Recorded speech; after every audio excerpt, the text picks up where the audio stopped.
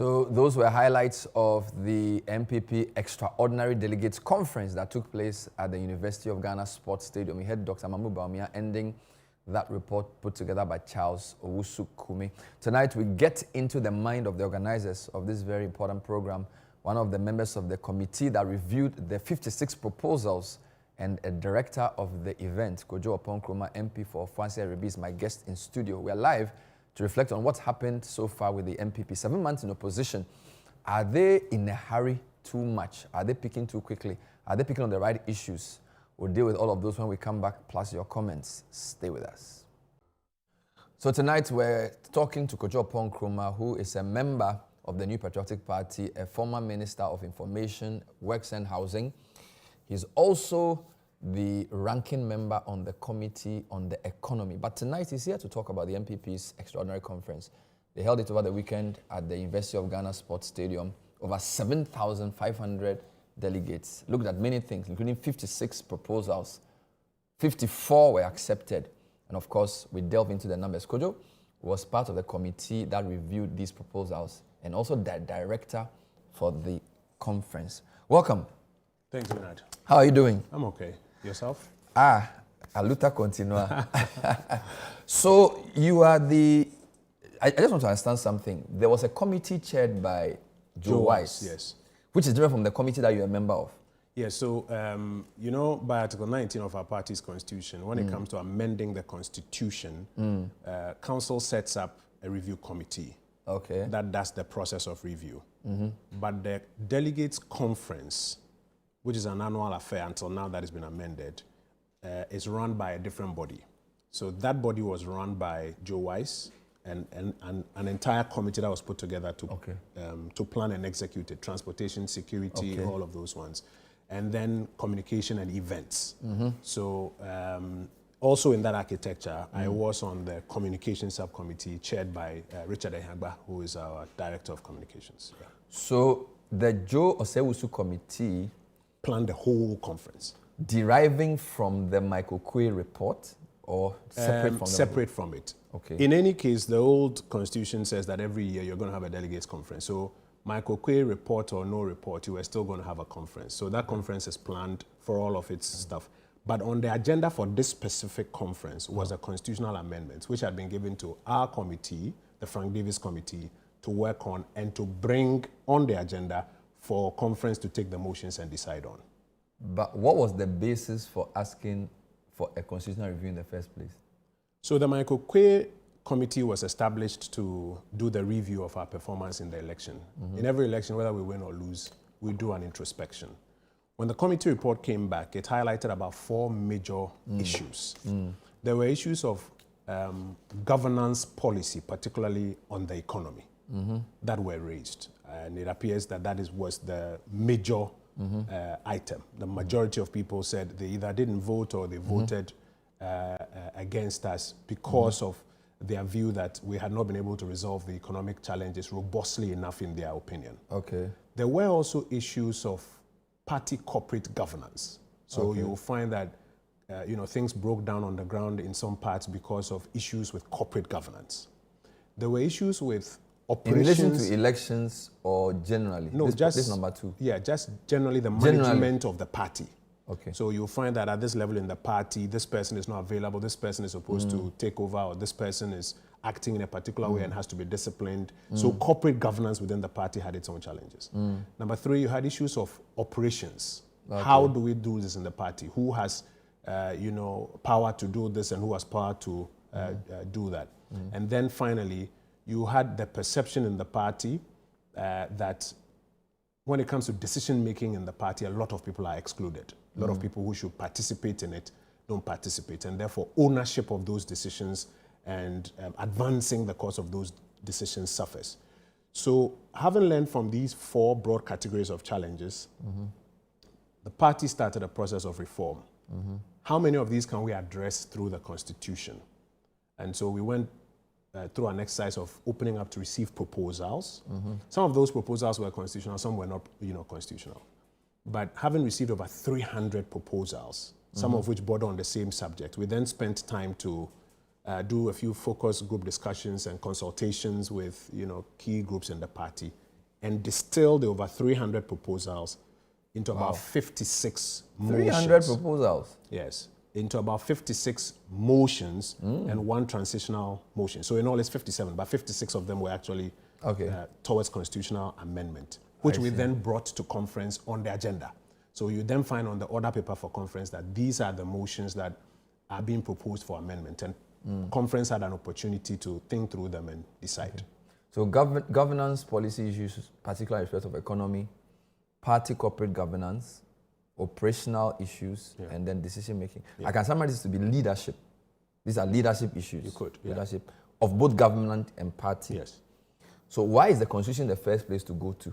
Because a lot of those have constitutional underpinnings. Really? Let me describe something that most people don't like to hear us talk about. When it comes to governance policy, in Ghana today, what happens is that first the parties elect a flag bearer. Then the flag bearer puts together a manifesto committee about 3 or 5 months to the election. And then when the party wins, a minister is appointed. You will find sometimes a major disconnect between the party's philosophical positioning. We are a liberal conservative party. Our colleagues on the other side are supposed to be a social democratic party. As a party that is right of center, what are our philosophical positions on tackling some of the major problems in our country, irrespective of who our flag bearer is? If you don't answer that question from a policy point of view, you elect a flag bearer and he will come with his own ideas. And you may end up in a situation where the government that is birthed is pursuing a policy agenda that sometimes is even at variance with your philosophical position as a party. And so you will find some of the amendments, for example, 26, 27, 30, trying to answer the policy question. So now we have set up a whole policy directorate or policy committee in the party. We have also now expanded how our sector committees are built, not just by politicians, but also bringing on board academics and experts in various areas. And we are now even requiring annual conference, or conference, I must say, because it's no longer annual, conference, to take policy positions on national matters, which policy positions will then inform the view that if you become our flag bearer tomorrow, you work with. And even if you are in power and your government is deviating from the party's philosophical position, the party now has a constitutional basis on which it can call you to order. So was there a view that the way the country was being governed was possibly at variance with the way the party saw things in terms of its philosophy? I would imagine that if that was not the case, these proposals will not be advanced and will not be overwhelmingly accepted by conference. And so I can understand if, these proposals come up strongly and conference votes overwhelmingly for it. Which also suggests then that there will be a feeling that the party was not strong enough to either advise or stop the government. So you will find that in some of the other amendments, for example, now, amendment or motion 36, there's a move to now clearly define who the leader of the party is. You also find some of the other amendments that now say that when you get a government position, go and focus on it and let other equally competent people come and take up that party position so that the confluence between government and party is now, may I say, better delineated, and the party has a stronger voice in exerting some oversight over the government itself. Kojo, is that a constitutional issue or is an issue of personalities and power bases? Because I think we know that the leader of the party is the chairman and that the leader of the country is the president. And the country is bigger than the party. So even though you are reaffirming that the leader of the party is the chairman, that dynamic did not result from a constitutional misunderstanding. It resulted from possibly a power play. Well, there's a history to it. If you go back to some other times in our history, you'll find that some amendments that were recently made in our constitution, for example, making a president a member of the steering committee of the party, did not used to exist. Okay. When some of those amendments were made, there is the view that it ended up making the party subservient to the government. Okay. And that it is important to help the party by those same constitutional amendments, at least for those specific matters, to become a bit stronger and in a position where it can exert its own oversight over the government. So there are personality issues, but if you clear them up in the party's constitution, it helps. And that is why conference took that view. Because a lot of people want to know what problem the 56 amendments are solving. Because from an outside view, it seems very simple. The NPP came to power in 2017, started well, at some point lost its way, and Ghanaians just voted them out. Just accept it, regroup, and come back. Why all this? Part of the, I mean, part of the 56. Part of the regrouping is in understanding what the party or what the sentiments of party people are on some of the major issues. So, for example, if you take the places where people didn't vote, I mean, I said it just 2 days after the election. You go on the ground and people say, we were not engaged or involved in this decision making.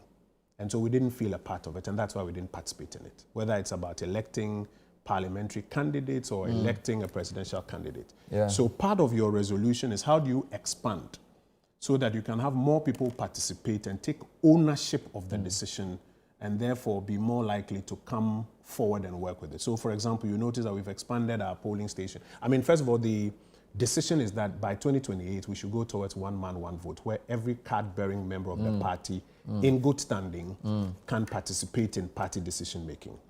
As part of the roadmap towards there, we've currently, based on the amendments that passed, expanded by about 40% now. Okay. So by the various layers of amendments, we have now expanded by about 40%. So you see an expansion at our polling station. You will see an attempt to cure the disconnect between region constituency on one side and the polling station. At first, there used to be one person known as the electoral area coordinator.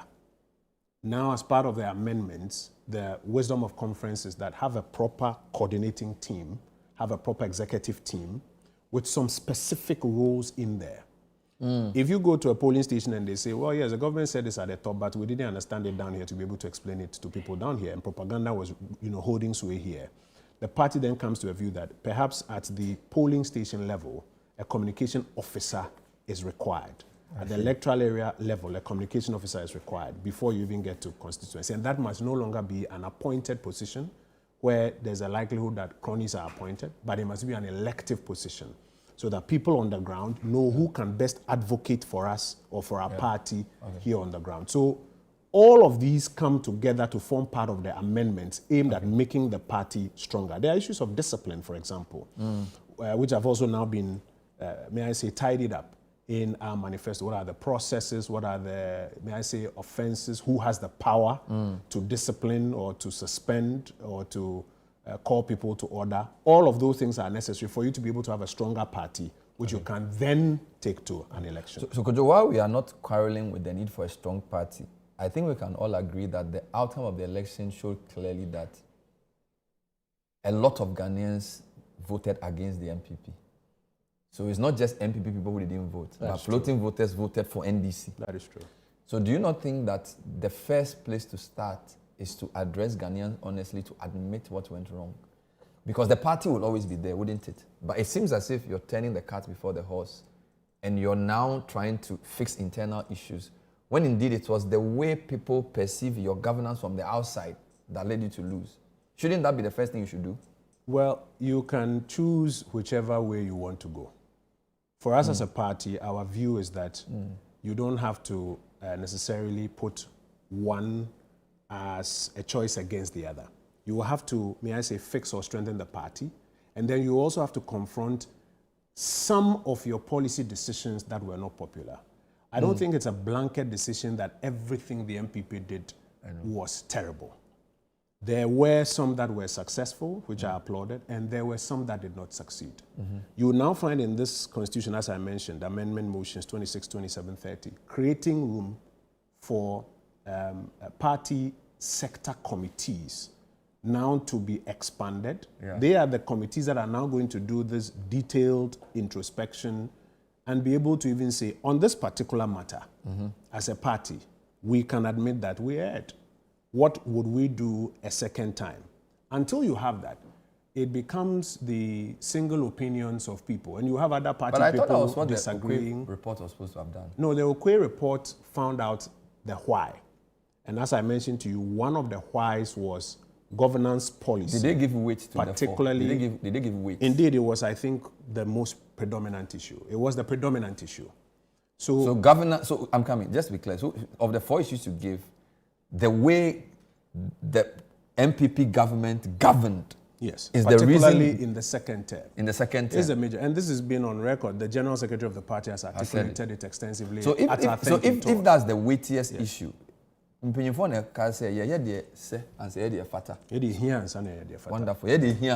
So you do what is needful before you do what is comely. Yes. So if the weight is on governance policy issues, should that not be where the effort should focus? Should not be the starting point? Not necessarily. You have a party that is in difficulty. Let me explain, particularly because it looks like the brand of the party has been damaged in the eyes of Ghanaians. So there must be some effort of fixing it. Now, the reason this is an issue is it appears the MPP is looking within itself before looking outside. Whereas people say, look, we voted against you. You used to be the darling of Ghana. We voted against you guys. You need to talk to us. Then when we tell you what we feel about you, then you can go and fix yourselves. But you need to fix yourselves and even find who among you is going to lead this exercise of talking to Ghanaians and even identifying which of the issues you have to make concessions on and which of the issues we all have to then go further and sell to Ghanaians. But you know, 7 out of our things worked. These 3, maybe they are weighty, but these 3 didn't go. You need to go through that internal exercise of even identifying who. As at now... But the self you're fixing, the party, there's nothing wrong with the party. MPP has a party. Is the government that failed? No. Or was it the party? Well, it's a combination. The party had challenges, the government had challenges. And it is the exercise to fix all of these that is culminated in 56 different things that the party has decided to do. Some of them are on the governance policy side, as I mentioned. Motions 26, 27, 30. Some of them are on party corporate governance. Some of them are on party operations. Some of them are even about getting people to feel more included in party decision making. You do all of this, and our expectation is that once all of this is done, and we've got our cards lined up, we are then in a better position. We have to put our house in order first. We are then in a better position in putting your house to in engage order, the people of Ghana. Some people feel like the aspirants are peaking too early because it's 7 months into the NDC being in office, 7 months since an election was lost. This exercise of 56 amendments may be great if it's not overshadowed by the fact that at least 5 or 6 men are already campaigning. That's true. Which, it's almost like, wow, you guys just lost a massive election. The system doesn't feel you've done a proper reckoning, and yet people are already throwing their hearts into the 2028 ring.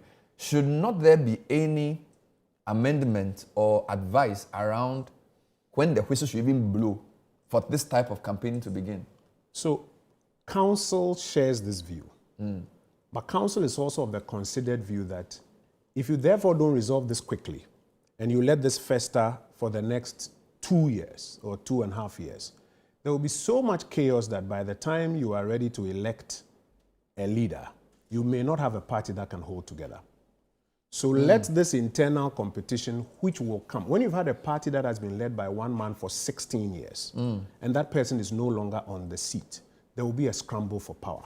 That is a basic fact in human life. Has it been ever on for 16 years? I thought we've had chairman, we've had different chairman. No. I mean, Nana Kufuor has not been the de jure leader, but he's been the de facto leader of the party for the last 16 years. 8 years in opposition, 8 years in government. So even while there were other chairmen, he was the leader of the party. Which is why Motion 36 sought to clear that up. But you are doing the jury. But if I just... No. So the flag bearer was still be de facto. It's not just that. You'll find that Motion 34 and 35 deal with, therefore, the role of the chairman, even when there's a flag bearer. All right. So all of those are being tidied up in the party. Now, the point is that if you don't do this early enough to contain what will be an obvious scramble and campaign period where people will make all sort of arguments against each other and the party will be fragmented along camp lines, if you don't contain it quickly and recover from it quickly, it will spill over and you won't have enough time to even do the earlier thing that you were saying. How do you then come to the people of Ghana with a certain understanding of what went right and what didn't go right? So are we admitting that the current leadership cannot rein in the aspirants? For which reason we need to use this approach? Because if council agrees with the proposition I just put out, The obvious thing to do is to say, hey, nobody is campaigning until we do what we want to do or to announce something. But clearly, it looks like there are people who have more power or cannot be controlled by the national executive. Therefore, council has to approve this route of constitutional amendment, conference, and all these. No, council has approved the route of an early election. So that the competition can be contained, and then you will have, because see, elections bring internal competition, different ideas. Sometimes it spills over. Council is of the view that it must be done early. That's different from the constitutional. But can't council ask them? I understand. But, I understand. But can't council say that it does not look well for the party for people to begin campaigning in May after we lost so badly in December? Therefore, nobody should campaign until we say so. Can't council say that? It is a political enterprise. People may be told not to do rallies, but they'll be visiting people at home and doing. So they can't enforce it? You will not be able to enforce a decision of that nature. It's a political enterprise. And so council in its wisdom says, let's be pragmatic. Let's do this. Let's allow them to do their campaign and competition, and let's do this early, within a 6-month period, so that by the end of January 2026, we have resolved that question. And it gives us about 3 years to be able to rebuild the cracks that obviously will come up after a 16-year leadership journey. On the other side, council is also of the view that the reforms that need to take place in the party need to start now. So let's take the bull by the horn and let's do those necessary reforms and begin the process of implementation. Point of view is live. Kojo Oppong is my guest. He and his team organized this conference, which has been largely described as successful. The question, though, is this the most important thing the NPP should be doing now? We'll be back with more questions for him and also your comments. Stay with us. Point of view, we're speaking to Kojo Oppong, who is a member of the committee that reviewed 56 amendments, 54 of which were carried by Congress. And of course, the one is also like the bridge one, which they say will be discussed later. Kojo, a couple of things. There's a lot of controversy about why is NPP choosing a flag bearer in January 2026 before electing new officers from across the board. This seems unprecedented, correct? I think the answer to that I've provided already. No, I'm saying it's unprecedented in terms of NPP. Well, no, there have been early conferences in times past. I remember when I think it was. I'm talking about the sequence now. Yeah. I'm not talking about I'm talking about the sequence. Very well. Yes, but at any material time, there's an electoral college.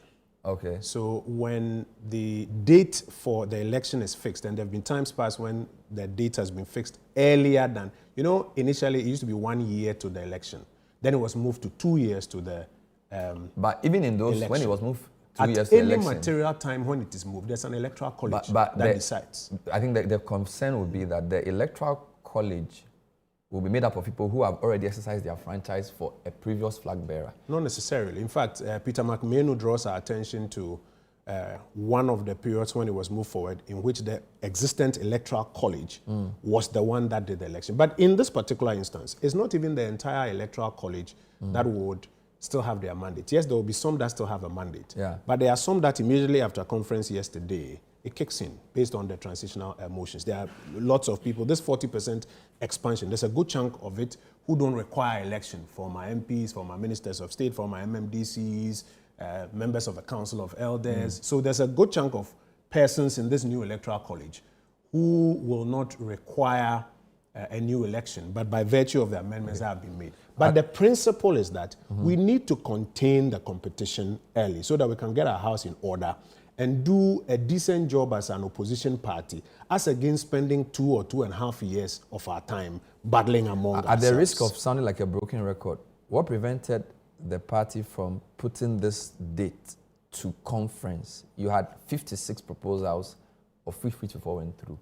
Why didn't you just say, Council of Elders is proposing January 2026 for flag bearer election before other elections? All those people say aye. That will even be in flagrant violation of the Constitution. The Constitution spells out some jobs that steering committee does, some jobs that National Executive Committee does, some jobs that Council does. When it comes to setting a date for elections in the party and the guidelines for election, it is a job of Council. when it comes to constitutional amendments and election, for example, of national officers or flag bearers, that is the job of conference. So it would be totally inordinate to say that you are now going to subject... Because the conference is the highest decision-making body, and because this is generally seen as unprecedented, you ought to solidify it in some ratification. You ought not to do that. There are things that are clearly the job of, like I said, steering committee. You don't say that because it's an unprecedented decision, you are escalating steering committee matters to NEC or council or conference. It is a place of council to determine when these elections take place, and council has settled that. Final point on this before we get into specifics. When in 2007, NPP had 17 aspirants, a lot of people said that the optics were not good. So this idea of super delegates was introduced, which now has been expunged. It seems as if, at least from those two evidences, when NPP loses an election or when something untoward happens to the party, you seem to overcompensate in solving it. And then because now we realize that super delegates doesn't really work, so it's been expunged. But that was in reaction to 2007. Could this not also be one of those things where in 4 years we'll say, look, this is actually not the best thing to do. Let's start from the bottom and build up. I mean, even the National Constitution, we are going through an exercise of examining what ought to change after just about, 25 but or 30 years. we haven't touched it yet. No. Well, we have. We have amended various parts of our Constitution. I'm talking about we haven't done... It is exactly the same thing. So democracy is an exercise in constant examination. You examine things that you think have not worked, and you try to improve them in your Constitution. And if you get to a point where you think that this no longer works, you change it. For example, this super delegates idea was mooted after, I think, 2008 to try to reduce the numbers with the hope of curing the public impression. The reality is that if, 15 people stand for an election and even there's a super delegate election, it's still in people's minds that 15 people went for this. So the super delegates did not actually end up curing it. And there's nothing wrong with the party examining that and saying that based on that, we want to walk that back, especially at a time when we are now expanding by about 40% towards a one man, one vote, so that we no longer need this. Something is confusing. Hold on. I think it is actually a plaudit for a party to be deep in interrogating things that haven't gone right for it and seeking to... But you could also see it as making the rules as you go. You make the rule, it serves for a time, you change it, almost to serve the exigency of the time. There are two ways of looking at that. I'm not here to litigate that. What's confusing to me is that you've expanded your electoral college from 220,000 to 280,000. But not all of them will vote in January. Not all the new entrants. Because that 60K that are joining, we are told some will vote in the January presidential, but the rest will vote after March. I'm not sure I get that. No, but there's no election after March. No, they're saying that the term, because we're told that there are former MPs, former parliamentary candidates, former DCEs, and former deputy ministers and co who are voting. And then there's also an expansion of polling station executives. But those expanded polling station executives will not vote in January. Because the mandate of the polling station and electoral area structure has not expired. They have mandate. They constitute the current electoral college. And so by the time primaries take place in January, they are those who have mandate to take a decision. I get that. When their tenure is up and new elections take place, then you have new elections at their level. So the polling stations will be expanded? Not just the expansion, but the current ones will also have their mandate expiring and an election taking place on them. Until then, so I'm saying that conference took the view that there's no need to tackle that. So what I'm trying to say is that the 60K that are added to the 220K, not all of them will vote in January. Yes. In fact, there are people who have even been given rights who will elect not to participate. There are former ministers of state who have left the party. Fair enough. They will not be... But generally, if I'm a former parliamentary candidate, let me give you an example. Kojo Frimpong, Shakes, he ran for Winchi. He's a parliamentary candidate, and he lost.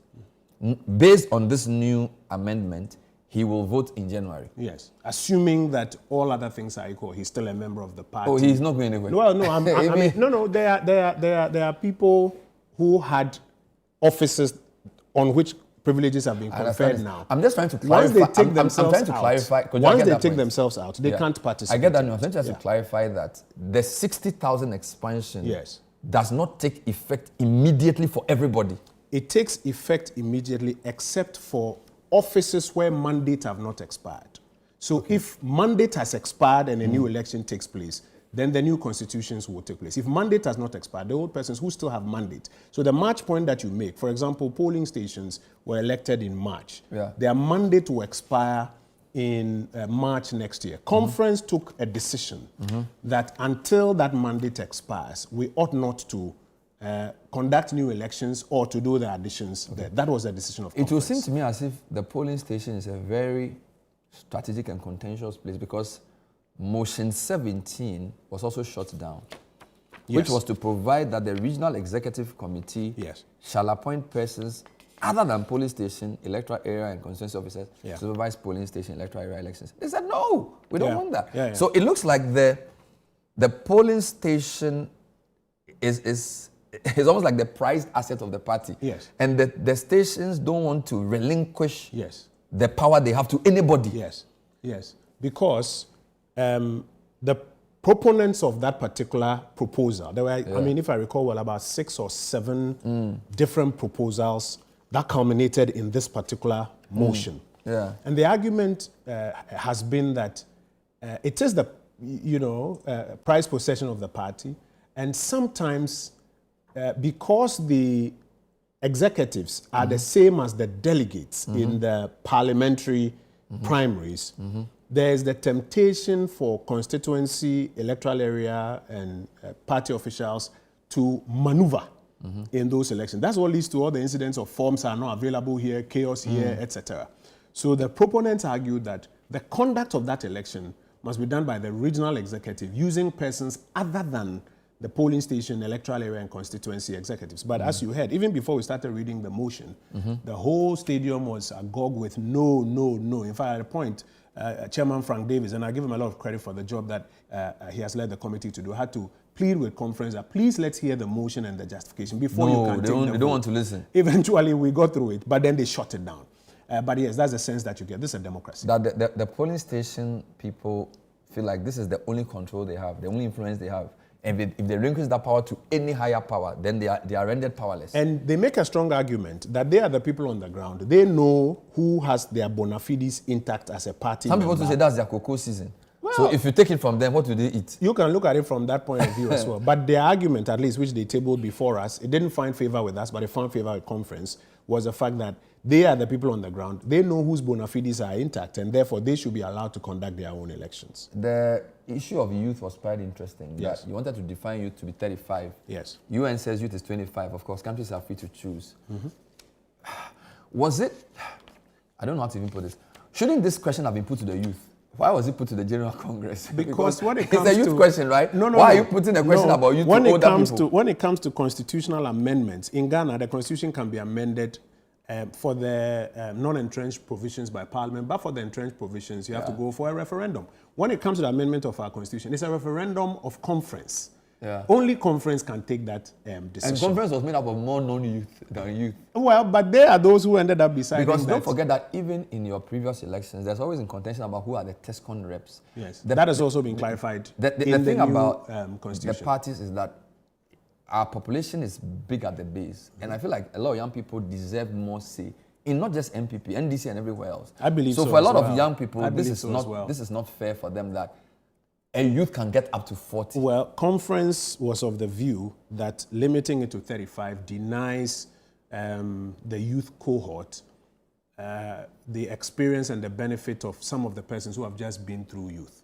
And so they are of the view that 40 is so what they've works. Been through youth. Yes, 40 is what works. In fact, if you watch the video, we struggled with the justification. Conference gave an overwhelming no that they want to keep it it at 35 to 40 are they been through you. They have been anyway, through the church is the youth assistant. So I think it's fine. We'll take it like that. Now, there's a couple of questions for you here. Let me read a few to you. This one is a direct question. Okay. It says, Bernard, please ask Kojo, is it true that only one copy of the Microcare report was printed? 2, why have they not made the report public and done serious introspection instead of rushing to elect a flag bearer? So first, it is not true that we have not done serious introspection on the report. Sitting before you, I've outlined the 4 major things that the report spoke about. The General Secretary of the party going around on our thank you tours has espoused ad infinitum what the report says. But no, we will not be publishing that report in the general public. Political parties don't do that because it also contains some may I say, trade secrets, sensitive information. So no party worth its salt does that. We'll put that out. No. The summary that we believe captures it, we have put it out, and we have responded to, or we've started the process of responding. Another question for you. Why have they sidelined their elders? How many of them were at the park on Saturday? With the exception of former President Kufuor and former President Kufuor, who are both not in the country, I am not aware of any elder who is not available for conference but was in the country and chose to sit out. Our elders are extensively consulted. In fact, as we were doing this work, Lawyer Frank Davis, who chairs our committee, and the entire committee, we spent time, hours, with President Kufuor, taking him through the various proposals and getting his views on it. We spent hours with President Akufo-Addo, taking him through the proposals and getting his views on it. They made inputs. But did you hear President Kufuor say NPP has sidelined him? Well, that video is a controversial video. You are somebody who is very, may I say, skilled in this enterprise. Go and watch that video and see how it's been edited. I won't make any further comments. Go and watch that video and see how it's been edited. And you can make a judgment for yourself whether it is the full words that he spoke or whether it's been truncated for particular purposes. But we're in a time of competition. Did President Kufuor give a statement that we played? You know, usually when they do these programs, even if it's not there physically, you would play an audio or video of him endorsing. Did we see that? Not necessarily. President Akufo-Addo didn't give us a video either. Auntie Frema came to read a message on his behalf. President Kufuor did not have a message. So the one that we used was the last message he gave us. He's in the UK currently. I don't want to give too much details about it. The last message that we used was his message at the Patriotic Institute opening, where he spoke at length about what he thinks that the party should be doing. Not to overstretch it, because of the video that has come out, yes, it would have been nice to hear him speak to that conference. Is fair. That is fair. But I think that this attempt by some party persons to create an impression by using some of these videos, heavily edited, and I challenge you, go look at it and you see where they bring in the red lines to, you know, swoosh and cut out what he's saying in detail. Look for it. I think that this attempt to use our former leaders to pitch them against maybe the current leadership, etc., should stop. Our former leaders, there's not a single council meeting that we have gone for that we haven't invited President Kufuor. And he always has his office right back when he's unable to attend. There's not a major party decision that is being made that we don't go to him. If you probably saw the unedited version of that video, you will see exactly what he was talking about. But I want to make the point. Understand why the questioner is asking. I can understand if you see that video and then you didn't also hear him. Yes, on he has the platform. consumed a video that was deliberately edited and put out to create an impression. Well, the party hasn't come out to say this. No, you are now saying this. No. The general secretary of the party has come out on record to explain that that video does not reflect the actual position because in detail at every material time he's consulted, he's engaged, he's invited. And even for our committee's work, we did that with the one campaign team said that the events for the day. Which campaign team is this? Kennedy Japan's team. I heard Kwesi Kwarteng speak as a spokesperson that basically the optics for the day were skewed to favor Dr. Bawumia. He was the only person who was allowed to walk and receive cheers. The rest of them were not able to do this, and they felt that it was not fair. The first problem is the supposition that we have campaign teams. Currently, Council has not even announced a timetable for people to declare intention, pick up forms, etc. All right. The supposition that currently campaign has opened and therefore we have different teams that should be given different privileges is... But you acknowledge that, which is why you are doing the early election of flag bearer. I'm saying that it is going on underground. But for now, for some persons to say... Which is why you are... For some persons, I'm laying a foundation. Yeah. For some persons to now say that therefore they constitute a campaign team and must be giving some rights at a party conference is problematic. No campaign team is recognized and given rights at conference. There were 3 former living leaders, if I may put it that way, who were given opportunity to speak. President Kufuor, President Akufo-Addo, former Vice President Mahamudu Bawumia. The 2 were not available. He was available. And so he came on the stage, made a statement. If during his statement he had gotten into a campaign mode, all of us would have been upset and would have condemned it. I listened to his speech. He never did anything of a campaign nature. On his way back and on his way to the podium, he acknowledged cheers from delegates who were there. For anybody to suggest, therefore, that his rights as a former president should be curtailed will be untoward. You know that after 2008, even when we hadn't gone for new elections, when we hold conferences, the paraphernalia of the last ticket, that was President Kufuor and Vice President Bawumia, was the paraphernalia that we added to the historical photos. And there was no contention about it. In this particular one, party went as far as saying that we didn't want any such paraphernalia, to the extent that even Bawumia photos and other things had to be taken down. So you are acknowledging the competition and the difference in the time. But it ought not to be escalated to say, therefore, we are camps and should be given some unfettered access to go out there and campaign. There was a decision not to allow... So there was no flag bearer. So Dr. Bawumia didn't speak as a flag bearer. No. He was introduced clearly as the former vice president. Right. His speech was not about campaigning for whether or not he has interest in contesting for the next one. His speech, if you read the text of his speech and watch the video, was about a united party. You would watch the symbols that I think he was using. I'm told he was talking about unity and love and something else. And if you listen to the words that he spoke, that's what it was about. So I don't think we should now get back into this thing of give us space. But some of this suggests that the decision by council yes, to hold early presidential elections is probably grounded because they can see the fault lines. Yes. So I think the question many would ask is that, is NPP aware of the potential fault lines, and how are you going to work to ensure that it doesn't further deepen?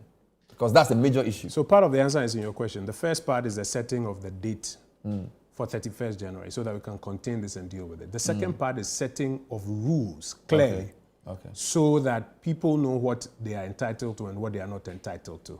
Good. The third part, I believe, is in strengthening the discipline structures so that even in this process, people don't take advantage of the fact that we are going to open up for competition and misbehave or flout the rules, expecting that because it's a competitive period, nobody will be able to call them to order. That's why we've been clear on who is the leader of the party, strengthening the disciplinary committees, strengthening the committees that can crack the whip, and we would expect the party leadership to do so.